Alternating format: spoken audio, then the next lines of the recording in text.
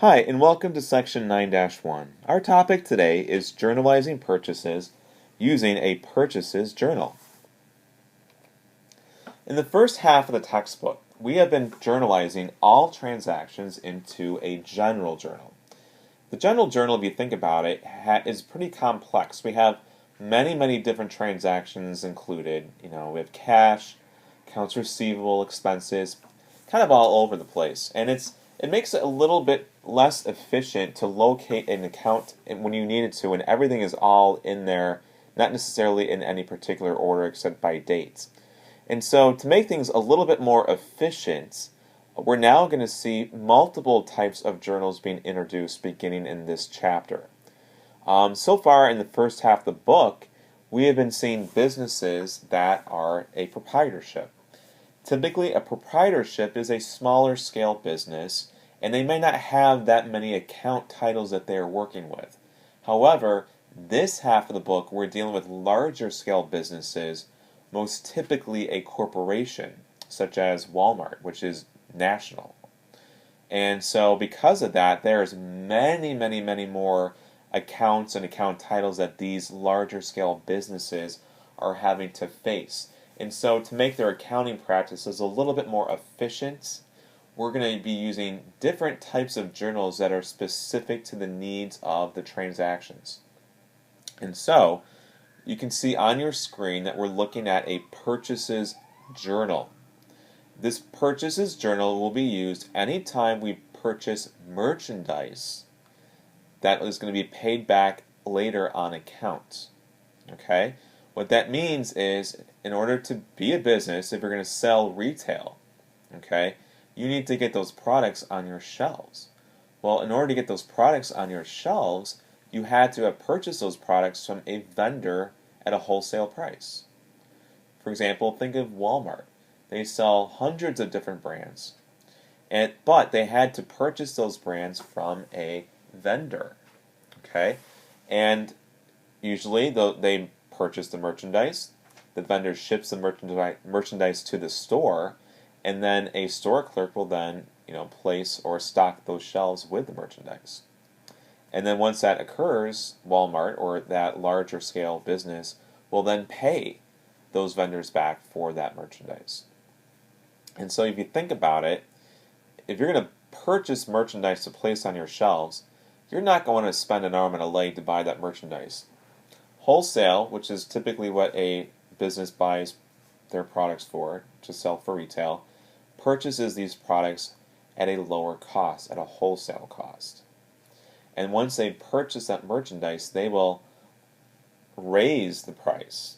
We call that marking up the price so that they can make a profit. They have to pay their bills, they have expenses to pay, employees to pay, insurance, taxes, overhead costs. And so in order to pay their bills, they have to increase the prices to sell to their consumers.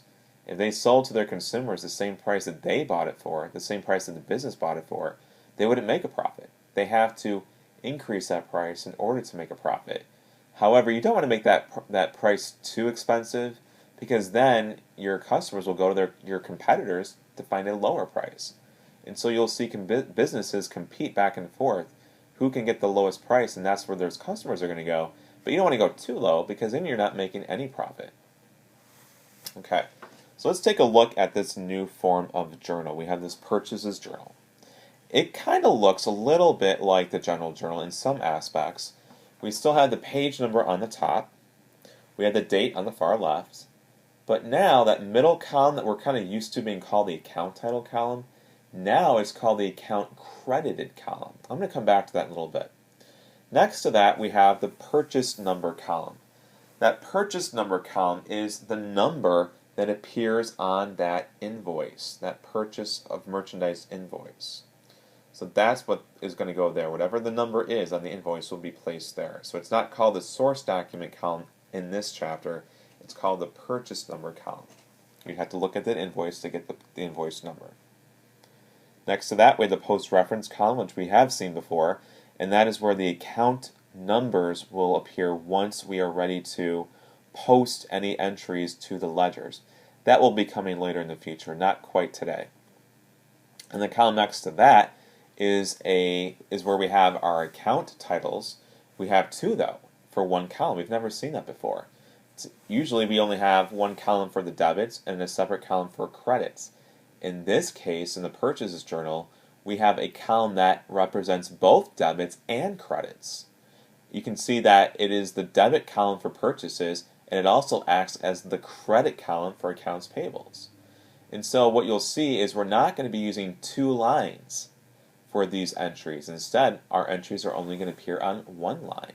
So it's a little bit more efficient, less to write, and it makes the process go a little bit faster. So going back to that middle column again, the account credited column, what's going to go there is the vendor name. So whoever we are purchasing merchandise from, that vendor name will appear there. So it's not going to be a regular account title, it's going to be the vendor name of whoever we purchased merchandise from. So now we have a brand new account title. You kind of saw that in the previous slide, and this account title is called Purchases. We use the account title Purchases anytime we purchase merchandise to sell to our customers. Purchasing merchandise. And this is not an asset, it's not a liability, and it's not a owner's equity category. Now we have a category called costs of merchandise. Because now that we're dealing with larger scale businesses, we have new classifications. We're still going to have assets, we will still have liabilities, we'll still have owner's equities, but now we're going to expand that a little bit further. So our new classification is the cost of merchandise. So you can see the debit column represents the increase to purchases, and if there ever was a decrease to purchases, it would be listed as a credit. Similar to what we would see as an asset, and similar to how we've seen our expenses. It kind of acts like an asset and an expense. Because anytime we purchase merchandise, it's going to increase as a debit, but then it would decrease as a credit if we ever were to decrease our merchandise. And beyond that, we still have our liability, which is accounts payable. We have seen these before. Accounts payables is when we have to pay back a vendor at a later date for anything we're buying now. So we're going to buy now, but pay for it later. So when we have to buy now, we increase that as a credit, but eventually when we pay that off, we decrease it as a debit. So in section 9-1, the only type of account that we'll be reading today, they all will look very similar. You can see above on your screen. So let's look at this. On November 2nd, purchased merchandise on account from Crown Distributing for $2,039 according to purchase invoice number 83. Okay, so now we have to get very used to this type of wording and phrasing. Purchased merchandise means that is automatically going to affect purchases. So I see the word merchandise, usually that's going to mean purchases. So purchases is going to increase. It also says on account, meaning that we're going to buy now, pay later. So we're going to be increasing our accounts payable as a credit. It also includes the invoice number down below, which is going to go in our purchases number column. So let's take a look at the journal. You can see that the date is listed, including the month and the year, because it's the top line. We have the vendor name next to that in the account credited column, Crown Distributing. Next to that, we have the invoice number 83. And next to that, we have our purchases debit and accounts payable credit as $2,039. So you can see purchases is increasing as a debit, and accounts payable is also increasing as a credit. Okay? Anytime you're using your purchases journal, the invoice number will be included. So if I see the phrasing, purchase merchandise on account, that should indicate to me that I will be using the purchases journal, and it also has to include the invoice number as well. Once you've completed a purchases journal, at the very bottom line, you will total up all of the purchases that were made. So in the last line, whatever the month is, you will include the last date of that month. And in the purchases debit accounts payable credit column, you will total all of those amounts, draw a double line below that amount to indicate that you have verified the total. It's always good to add the column twice. I always tell my students, add from the top to bottom, get the total, but then re-add it again, starting from the bottom back to the top. If you get the same number twice, you know you did the right thing.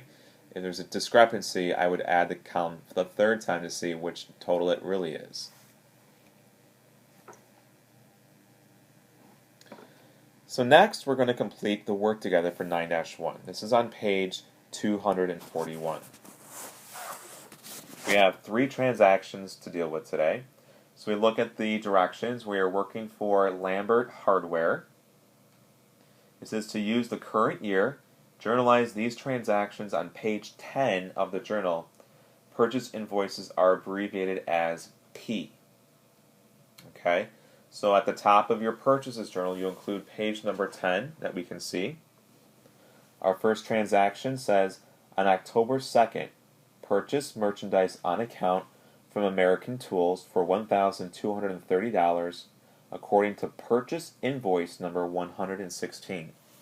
So we're going to include the date of October 2nd of the current year. In the account credited column, we're going to include our vendor name, which is American Tools. Our purchase number on the invoice said it was 116, and the amount was 1,230. That increases purchases. It also increases our accounts payable. So again, the phrasing purchased merchandise means it's going to affect purchases. On account means it's going to affect accounts payable. On the next transaction, it says on October 7th, purchase merchandise, which is going to affect purchases, on account, which affects accounts payable, from Harris Manufacturing Incorporated for $480 according to purchase invoice number 117. So we have the date up first, October 7th. Our vendor name is Harris Manufacturing Incorporated. This is invoice number 117, and the amount is $480. So our purchases is increasing as a debit, and our accounts payable is increasing as a credit. Next up, we have October 11th. And this invoice, our transaction, says purchased merchandise on account from Kessler Supply for $780 according to invoice number 118. So our vendor name is Kessler Supply, invoice number 118, and the amount is $780. So that increased our purchases as a debit. It also increased accounts payable as a credit. So in the last line, we need to total all of these purchases since we only had 3. So the last day of the month would be October 31st. Our total, and then on the right, we would add up all 3 of those numbers. So 1,230 plus 480 plus 780 is 2,490. Once you verify that, you've made sure that is the correct total. You place the double lines below that total. And that is the work together. So now you'll go on and do the on your own, which is also on page 241. So now you've been introduced to the purchases journal, and now you have a little extra, more efficient way of journalizing your transactions rather than just using the general journal. And once again, notice that every transaction is only 1 line instead of having to do 2 lines because our column has 2 account titles in one. I will see you tomorrow when we complete section 9-2.